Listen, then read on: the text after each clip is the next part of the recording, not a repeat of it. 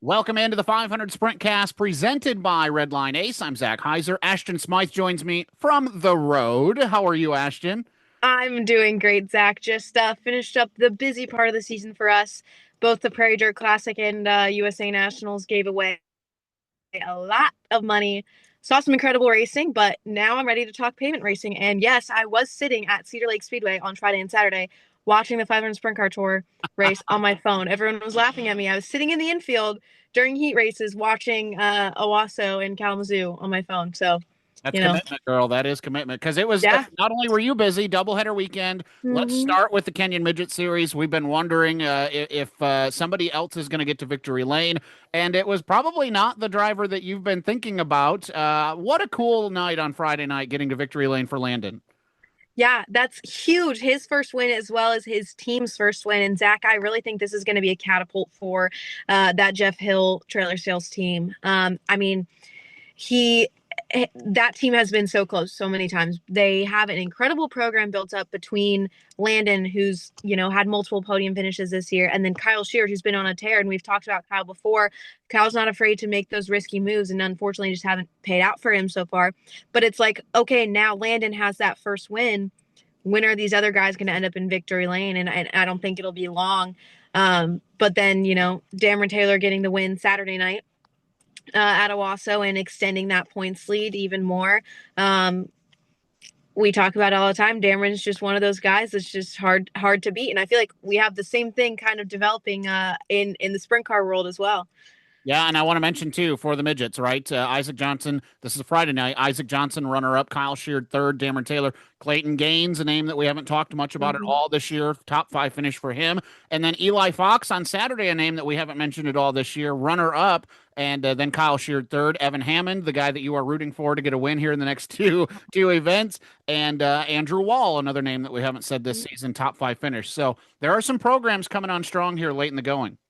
Yeah, and that's so cool to see that every single race we go to, and I think that really speaks leaps and bounds about the Kenyon Midget Series as a whole, is that every single week there's new guys that are running up front. Dameron Taylor, yeah, he's one that you're probably going to see in victory lane, but there is contenders every single week, and every single racetrack we go to, plays to different strong suits of different guys, and it's not just the same guys every single week.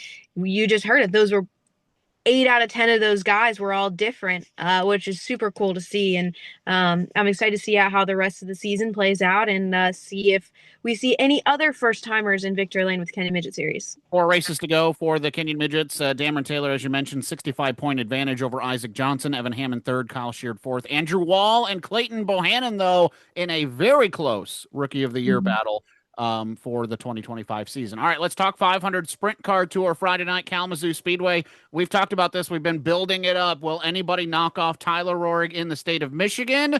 The answer was no. It did not No. happen, Ashton. A lot of folks tried. A lot of we're going to hear from Dakoda Armstrong coming up. He's going to talk about all the effort that they put in to try to knock off Tyler Rohrig. That guy is just really tough to beat in the state of Michigan. Bottom line. Man, I mean, that guy's tough to beat anywhere, but you go to Michigan, and I don't know what it is about it. He's just untouchable in the state of Michigan, still undefeated with 500 sprint car tour races in the state of Michigan. And we'd been talking about it all year long. Owasso was the curveball for everyone. No one's really been there.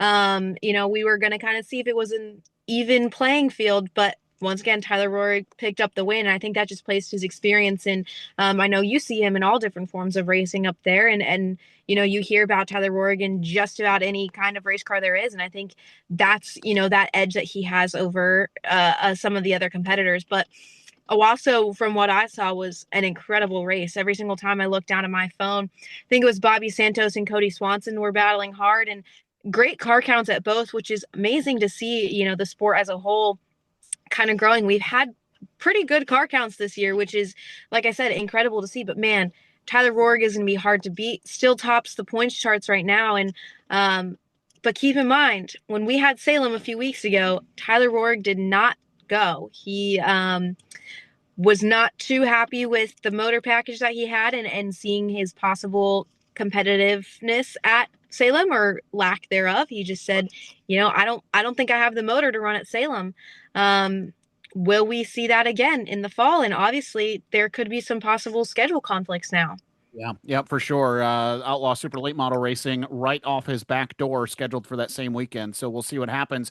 Friday night again, Tyler Roark winner. Kyle O'Gara gave Tyler a run this weekend. I'll tell Mhm. you why more coming up in just a second. Cody Swanson, Dakota Armstrong, Bobby Santos, the third, top five. That'll keep the points championship potential battle tight. We'll talk about that later on as well. The reason I say Kyle O'Gara gave Tyler a run for his money, he finished second in the race, but he knocked Tyler off of a perfect weekend, Ashton, by 50 100ths of a second, out qualified Tyler Roark at Owasso. So the perfect clean sweep was knocked down by Kyle O'Gara. So good job.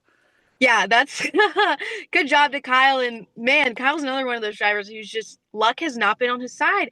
Yeah. He would have had such a good run for the championship battle. I think it was at Winchester earlier this year that, his car just didn't go his way. And I feel like it was the same exact storyline last year, too. He was doing so good, had a bad wreck, and then next thing you know, he's out of the championship battle. Like, man, I'm rooting for Kyle O'Gara. He's one of those underdogs. Like I would love to see him get to victory lane before the end of this year. And I mean, hey, topping Tyler Roark in the state of Michigan for fastest qualifier. I mean, that's That's a pretty great way to good. that to start that upward trend there.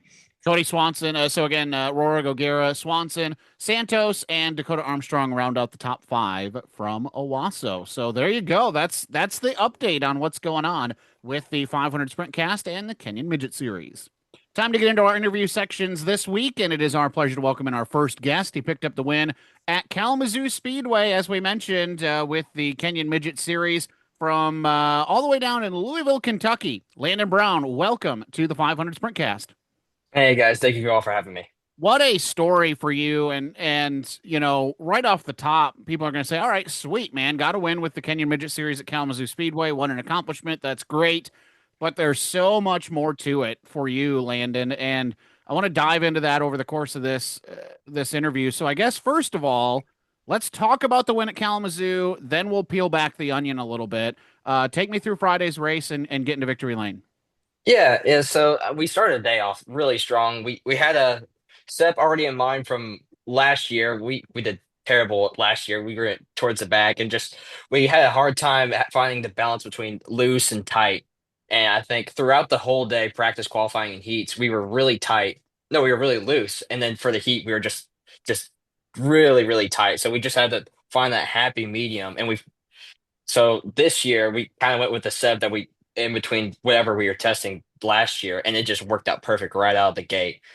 And that specific setup was just really good saving those tires. And so whenever on those longer runs, it would keep on sticking, and my times were not falling off, opposed to everybody who where they were falling off throughout the race. So I was just able to leave and just run the same line over and over again.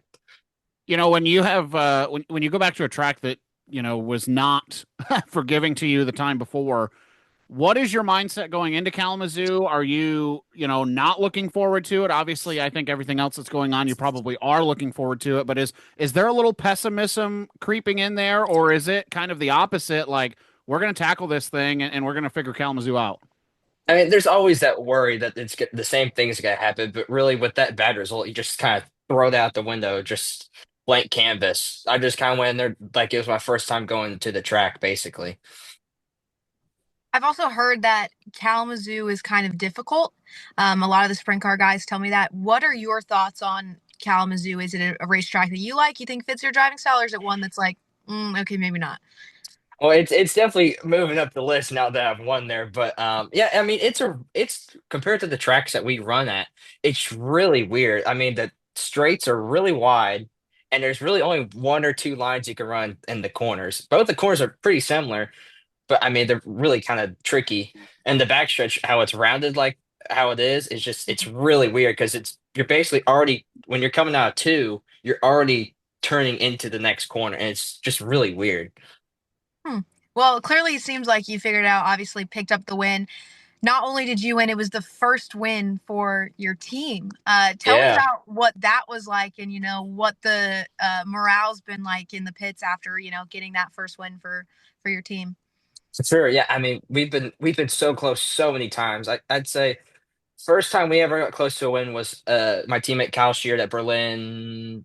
I believe it was last year. No, 2 years ago. 2 years ago when he was fighting Ayrton for the win and just came just short. And ever since came super, super close. Like the 75 lapper with Jace Petty, my other teammate, he was in the lead and he would have won and then got in some lap traffic and Dameron Taylor passed him towards the end of the race and that's all she wrote. But yeah, this it's so nice that we finally get that win and for me to get it for the team is just super cool.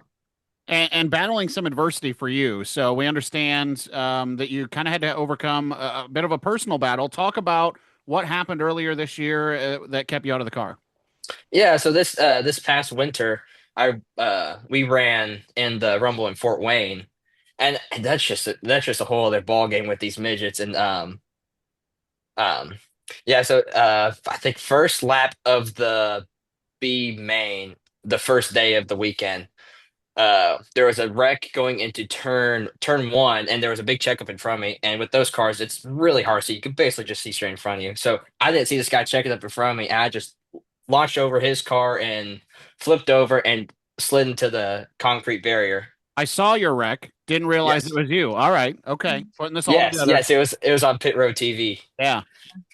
Yeah, that was it. So it was a pretty nasty lick. From what I remember, I hit the concrete wall at 50, 55 miles an hour. So I mean, yeah, it was a pretty nasty lick. Then went to a hospital, had two fractures in my back and two fractures in my neck.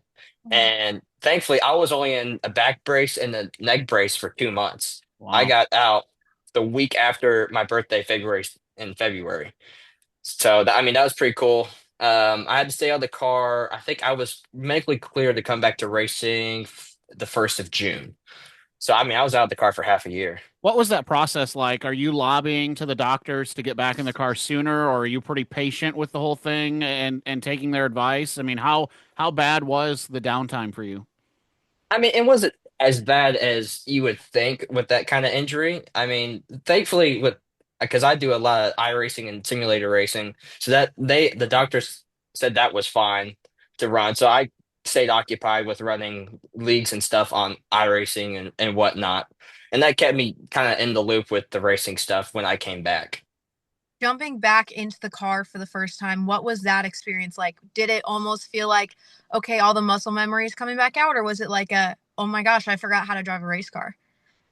I mean, going into it, I was just kind of like, okay, hopefully I can kind of pick up where I left off and, hopefully remember most of the stuff. And when, let's see, I came back for the 75 lapper at Anderson. And as soon as I got back in the car, it was just like, just back in the racing mode and just picked up right where I left off. So thankfully I didn't have to, it was obviously learning or stepping stone, trying to, get acclimated back with the car and not being able to work out or anything or stay healthy and physically fit. That was kind of a challenge in and of itself, especially for the longest race of the season. Did you feel all So right? Did you feel all right getting back in it when you did? yeah, I had some not pain, but some weird stuff going on with my neck whenever I got done riding the car. But it was just like a temporary thing. I went to the doctor about it and they said there's nothing to worry about that. That's good. Yes, yes, it But is. when the doctor doesn't care, that's good, Ashton. Yeah, it most definitely is. Like I said, obviously the first win for the team, and now that you have that win, kind of hopping back in the car, what are your sort of expectations for the rest of your season and with your team as well? What do you guys expect for the rest of the 2025 season? I mean, the whole team did awesome this past weekend at Michigan. I mean, me, Kyle Sheard, and Eli Fox, we were all fighting for the win and podiums just this whole weekend. And so I think with that, I mean, we're just gonna shoot for wins for the rest of the year. I think we are all capable of taking home the win every weekend. I think it's so important too, kind of what Ashton was saying. Like, it's not just for you; it's for that Jeff Hill Racing team, right? And how it boosts because your win is going to boost everybody, right? I kind of feel like now everybody is going to be looking at this Jeff Hill Racing and go, hey, if Landon can get it done, any one of them in that stable's got a shot. Oh my gosh, yeah. If you look back at the broadcast, as soon as I we stopped and I was in victory lane, Kyle came over and gave me a big hug. I mean, Mhm. it was just as much of a team win than it was my first win. and it was just super cool. Just past couple seasons working together and getting this team up off the ground. I mean, it's just so phenomenal. And we all come from go-karts. We all ran at Newcastle Motorsports Park there in Indianapolis. And so just kind of having all that in common has just brought us closer together. Talk about Owasso. I know we've been obviously, spending some time on Kazoo because that's where you got the job done. But talk about the double going to Owasso and how that went for you. Yeah, yeah. Awasa was, I mean, they have a phenomenal facility, and the track was definitely something to learn. I think going into it, we were kind of anticipating that it was going to be a pretty fast track like Anderson, but really it's just like it was slower than we were anticipating. But I mean, we were ahead of the eight ball going into it, so that was pretty neat. I think what we were third, second or third in practice and qualifying. So I mean, one thing that our team is able to do is kind of get right on the money going to these new tracks. So Maybe not. the feature Mm, results don't really show the speed you had. Yeah, yeah. Unfortunately, yeah, we were probably the car to beat that night after Ayrton had his. I think it was a wire that went out. But yeah, Mhm. we were way faster than Dameron towards the end of the race, and I was just kind of just last 5, 6 laps was just setting them up. And then I think I was about ready to come to a pass, and all of a sudden the engine just died on me. I'm like, oh my Wow. gosh. Oh yeah, it was.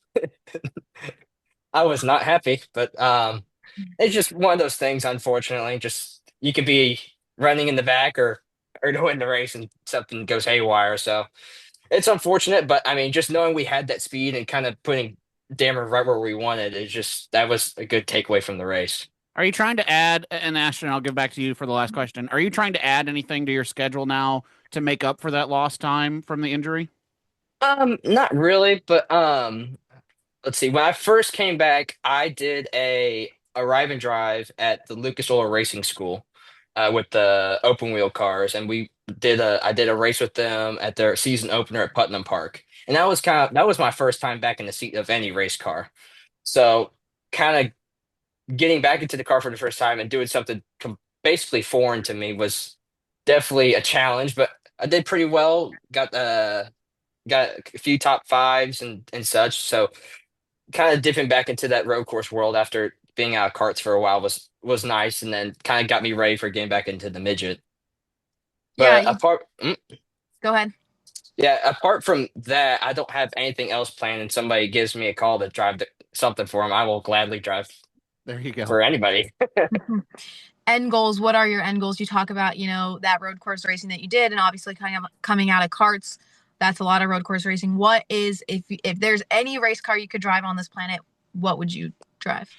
Yeah, yeah. I think my favorite series to run is sports cars. I love watching the IMSA series and WEC. I went to the Rolex 24 a couple years ago. I just love how they drive. I love the long races. I'm big fan of just endurance.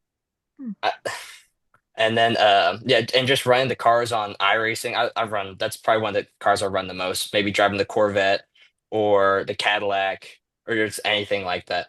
I mean I will drive anything. I love oval racing. I love road course racing. I love dirt. It just if you put me in a car, I'll be happy.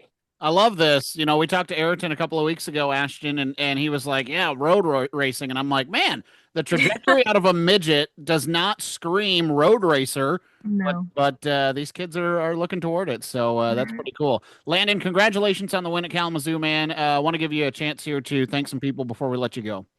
Yeah, first of all, I just want to thank my team at Jeff Hill Trailer Sales Racing. Jeff Hill, Crazy Dave Zimmerman, Matt Sheard, and my dad, Phil Brown. And then my teammates, Jace Petty, Kyle Sheard, and Eli Fox. Just a phenomenal, absolutely phenomenal team. We work so well together, and we just keep on making getting these great achievements and just getting better and better every single race. And also want to thank Brad Hayes and his crew with running the Kenyon Midget series. Absolutely, it's just a phenomenal series. I love running in it, and just fun cars. Pretty close family. It's just a big racing family in that series, and yeah. And then also I want to thank my sponsors, Bachman Buys, 360 Collision Detailing, and Jet Fuel Trailer Sales. Before we move into our next interview, I want to say thank you to Redline Ace, a motorsports-driven design agency working with series, teams, and drivers from all aspects of racing. Owner-creative Ben Porter has worked on projects from Formula One to local kart racers and wants to inject that experience into every client that he works with. In a sport that separates competitors' wins and sponsorships by razor-thin margins, why not hire Redline Ace to boost your brand before the competition does? Our next guest tonight from the 500 Sprint Car Tour, a very recognizable name, Dakoda Armstrong. Welcome in to the 500 Sprintcast. Yeah, thanks for having me. It's good to be here. Well, I don't. I'm just going to come right at it. Fresh off the Michigan run, man. Yeah. Talk about the mitten. I'll let you kind of break it down for us. Yeah, I mean, I don't know. Okay for us. I would say disappointing, honestly. We knew going into it that Tyler Rohr was going to be probably the guy to beat. Just kind of has been at Michigan tracks. So we actually went out and tested. We weren't the only one. Swanson went with us, and I thought we were going to be good. And just we kind of both races, car was really good the first 8-10 laps, and then we just kind of would fall off. So just trying some stuff, just trying to get better, and it just didn't quite work out. But I think we figured out something that's going to help us next year going back to those places. But so we'll keep that under wraps and see if it works out. But there you go. We'll see. So, qualified third at KZU, finished the race in fourth, and then over at Owasso, qualifying sixth, and then finished the race top five. Yes. So, I mean, that speaks to the standard that you set, right? I mean, those aren't bad numbers, but you're expecting to be podium winning second every time, right? Yeah, I think so. I mean, a couple of years ago, we were really happy with top fives coming back into the the Open Wheel Sprint Car Series, and then this 500 Sprint Car Tour kind of got together, and we've gotten a little better. And I think the winnings kind of become the norm. Not the norm, but like what we expect. But man, looking at it, really, all my wins have come from Anderson. So we actually have struggled. At other tracks, we've ran a lot of seconds and thirds, and just haven't quite been able to put it together other places. So. We're close. We're always knocking on the door. It's just it's just really competitive with Rourke, Swanson, Santos, O'Gara has obviously come on really strong again this year. So it's just a tough deal. They have all these guys bring it every single week, and we're just trying our best. You said coming back to sprint cars. I mean, anyone that knows you is no doubt that they know the long resume that you have of all sorts of different race cars. Tell me a little bit about everything you've raced and then how you made your way back into sprint cars. Stole my question, Ashton. You stole my question. Yeah. Sorry. No, good. So, I mean, I grew up racing open wheel stuff. I started go-karts, and then I went into quarter midgets. And then as soon as I was, I started racing the Kenyon midget when I was 12. And USAC actually took that over when I was turning 13. And at the time, they made a rule where you had to be 14 to run. Well, they grandfathered me in. I ended up winning the championship, and I'm still technically the youngest USAC winner, like our champion, because of the Kenyon Midget Series. So a little fun fact there, because I know you guys talk about Kenyon drivers and stuff. So I did all that, and then I started racing sprint cars at 14 on dirt. And then as soon as I was 16, I raced USAC stuff for a few years. But really, I mean, that was a really congested time. That was 15 to 18 years old, running these sprint cars when I could. And so I didn't really have a lot of experience, but I just loved doing them, loved racing the midgets and stuff. And then obviously I moved on to the stock car world, ran ARCA and won some races there, ran in trucks and Xfinity, and had a really good time doing all that. It was really awesome. Obviously that stuff is very sponsor driven. It's the most important part, and just kind of had some things fall through and just never really got back to it. And came back to my family, started farming, started raising kids, and then but didn't want to stop racing. So, my family team, they've never really stopped. My cousin was still running in the 7 car and stuff, and there really wasn't like a series to run, but they would race in Anderson every once in a while. And we said, actually going back when I was 15, I actually ran the little 5 for the first time. Rick let me run it. I think we were leading it when we had a mag go out. So I told him one day I was going to come back and run this thing to go win it. So obviously we come back, we get a little older, and then I jump back in these sprint cars, and it took I'll be honest, it took a little bit to get going. We'd kind of done the same thing with Caleb. There wasn't a lot of racing, so we've just now kind of started, changing some stuff up and getting where I feel like very competitive every single week. So it's been cool. I love these cars. Open wheel stuff is, running the Silver Crown, the sprint car is a lot of fun. Obviously the competitors, the guys have been doing it it's the average age of the drivers is not young. It's a lot of experienced guys that are really good. So it's been fun. I wanted to piggyback that, Ashton, because I was kind of going to ask that. The first time I ever got introduced to the Armstrong name was template late model racing at Anderson Speedway, and obviously I've seen the career that you've made with the open wheel stuff and doing other things. But what is the Armstrong history like? I mean, as far as your racing, obviously you just went through your stuff, but kind of what's the family legacy a little bit? I mean, we all. So I had a brother that raced, and I have a cousin. Obviously Caleb. He ran. Are you We guys all all like first gen racers then? Yes, yeah. None of our dads raced. The only thing my dad did race motocross for a little bit. He ran for about 2 years. Was good enough to be sponsored a little bit, and then he got really hurt. So when we were growing up, he said, "You guys are staying on four wheels only." So you don't talk to a lot of first generation race car drivers. no, that's the thing. We just kind of all, for some reason, like our whole family just fell in love with it probably more than we did as kids, and so they decided we're gonna just do this, and we got into it, and we just had a lot of success early. Did Dad just say, "Hey boys, we're going racing," or what?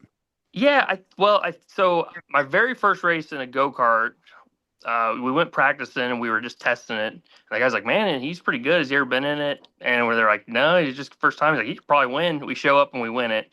So that's kind of how it started. That winning is probably the worst curse in racing. That's just. Then you got to keep doing it. Yeah, because then you got to keep doing it. So it never stops. So we won a bunch, and then we just had decent success, and we're always kind of fast, and so it just kind of kept that addiction going, I guess. So that's kind of where it's all started, and we've all ran different things here and there, and still, I guess I'm the only one really kind of still doing it, but it's still a lot of fun. You obviously family ties, and I wanted to touch on the relationship that you have with Caleb as well, because when I first got introduced to you guys, you were both racing, and what was that like? Is it like a friendly competition, or is it like okay, I need to be better than my cousin? Yeah, I mean, I think you always want to beat your teammates, right? I mean, so we've always wanted to beat each other, but I think we're pretty. Even growing up, we were never there was never really maybe a time or two where we got into it racing, but we've all been pretty good about giving each other space, racing each other hard and clean, and then still being competitive while doing it. So I think too is when we were still kind of young, we kind of went our separate ways. He actually ran wing sprint cars for a while, and while I was doing stock cars, we were doing kind of our own stuff. And then, kind of once we were older, we kind of came back into the sprint car non-wing stuff, and he was kind of on his way out, just trying to get that last win at the Little Five, and we were just still trying to make the cars better. So I think it kind of worked out pretty good for him to exit the way he did. And he says he's retired, but you know how that he's still young. He's got kids. I got a feeling he'll jump back in the car at some point. Kyle Sauter retired from 360 Sprint racing 3 years ago at Eldora Speedway, and he's been back every year since. So yeah, that's how that goes. So I think he just wanted to be on a boat, one time. Memorial Day weekend. Yeah, exactly. So we'll see how that goes. All right, I'm gonna take the short straw, and I'm gonna talk about it. Yep. Let's talk about Little 500, man. I think everybody knows how this year went. Yep. And so I guess the question is, it's still an elusive race. That race. Oh yeah. Race is won and lost because of stupid stuff. And yes. That's kind of the definition for you this year. You've made what, 7 starts, led a lot of laps there. Man, I know crossing the line first is one thing, but how bad are you looking forward to standing, on the podium with the trophy and the sash and everything? Yeah, I mean, really bad. One thing I'll say is I think they told me I have the 2 closest finishes, and I'm in second place for both of them. So I have 2 second place the closest, and then I've crossed the line and lost it as well. So I'm pretty good at losing that thing. So I don't know. I mean, it's a race I love just because of the wildness of it. I feel like we've really dialed in our car for that track, and that was really the reason we came back to Oakland Race, was just for that race. So, one thing is, I mean, getting the win taken away off of something I don't think it definitely didn't make the car any better. So our car's still going to be very fast. We're still going to be competitive. But that said, it is a hard race to win. Everyone's getting better every single year. So that's what's the hardest part. If I knew for sure we go back and win it, it's no big deal. But obviously a little bit of nerves. Tyler's obviously fast. He dropped out this year, so that opened up a big window. You can't bank on that every year for sure. Then Davey was really fast in that first half of it, but we just kind of nailed it. And I think that's almost what hurt the worst. Is that's the best car. I've had a lot of wins over there lately, and that was the best car I've ever had in that second half. So, Well, and I if was like, there's anything to say, when you run all 500, man, you're right there. yeah, right. That's it. All you gotta do is finish. I mean but it's the hardest part. I've DNF'd on that thing quite a bit. It's just hard to get these cars. I could see us go. I wouldn't be shocked if I win 3 in a row, or I wouldn't be shocked if I DNF 3 in a row. That's the part of that race that makes it tough. So, is what it is. I think we're still going to be competitive. We're still going to be fast, and it's still a fun race to go see. I'll take the other short straw. Yep. And then Ashton, you can lengthen them out if you want to. Second in the current 500 Sprint Car Tour point standings after this run in Michigan. We know that Salem is still a very, very big question mark for Tyler Rohrig, leaning toward probably not going to make it. It's a little under 100-point deficit. Do you feel like this is your championship for the taking? Bobby Santos is right there. Cody Swanson is not that far back either, about 30 points back. What are your thoughts on this championship for 2025? Yeah, I mean, I want it bad. I didn't care about. I don't want to say I didn't care about the championships the years before, but winning races was the most important, and it still is. But I really want this championship. I want to show the consistency our teams had. We've led most of it till this last year. He just kind of came on strong with the swing. I think for Salem, I run Winchester. I actually ran the car my cousin used to drive that Randy Neal owns, and we're going to bring that back to Salem as well. Just trying to give us every advantage we think we can get on these bigger tracks. And then luckily we finished with the two strongest tracks for us. I think Anderson, we are good enough to go win there again. And then IRP, we ran second to Tyler last year and led most of the race. So I think as long as we can get through Salem with a, decent lead over Bobby and Cody, they're obviously going to be very good there, and they're going to be good at the last two. So it's going to come down to the last race for sure. It's going to come down to IRP, which we were good last year, but I will say it's been one of my Achilles heels of a tracks. We can go there and we can qualify top three, run up top three, but I can also go there and qualify eighth and run seventh. It's just a track that's hard to get a hold of. It's a tough place, and obviously Cody's the king there. So we'll see how this goes. I mean, you really answered my next 4 questions that I had. All right. Well, hey, I tell Yeah. you. So I mean, the situation with Tyler, I guess I want to touch on that a little bit. Yep. I mean, do you care? I mean, it's his decision to miss Salem if he ends up doing that. Does that change anything for you? Yeah, I mean, I feel like if he just showed up, and even I know he's got other things going on, and I know, not to speak for him, but when we built these cars, we built a lot of them for Anderson only, and some of the bigger tracks, the Evan Jackson engines are amazing engines, but they were made for smaller stuff, and so it's really hard on them to go run this bigger stuff, and it's hard to convince yourself to go buy a bigger motor just for one race, But I mean, even if he went there, he's still going to be a top 5 guy, and I feel like if he were in top 5 there, top 5's it out. Like we're not gonna. There's not enough races left to kind of chip down the gap he just put on us here in these last 3 races. So that does. How many points are available? An asterisk, I guess. How much can you gain on him? If he doesn't show up, I don't even know what the point structure is. Yeah, I mean, it would pretty much eliminate him. I feel like. Okay. Because I would think it would be. I think 200 is the max you can gain per week. Okay. If you qualified pole and led a lap and won, maybe it's like 205. So depending on the winner, probably gain 185 on him, which for 2 races left after that would be really hard for him to close up. But yeah, I know O'Gara had a problem at Winchester, and if he didn't, he would actually probably be ahead of us just by the consistency he's ran. So you're really racing Bobby now. Yeah, I think so. I mean, Swanson's right there too. I mean, he's not far back.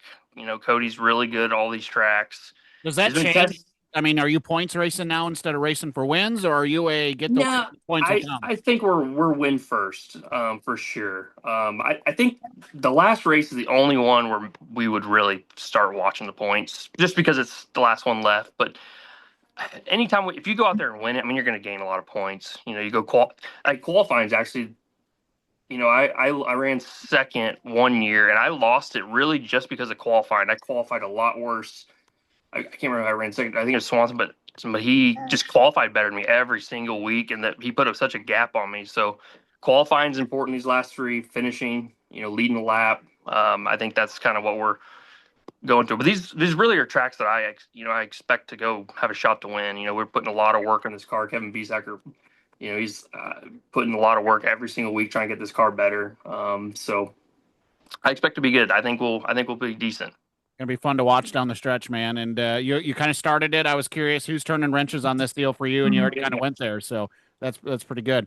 Man, Dakoda, good luck. Right, Salem. I appreciate it. September 13th. It looks like Anderson October 4th, and then IRP to wrap things up on October 18th. Appreciate making time to be on the show. Hey, yeah, always. It was great to be here.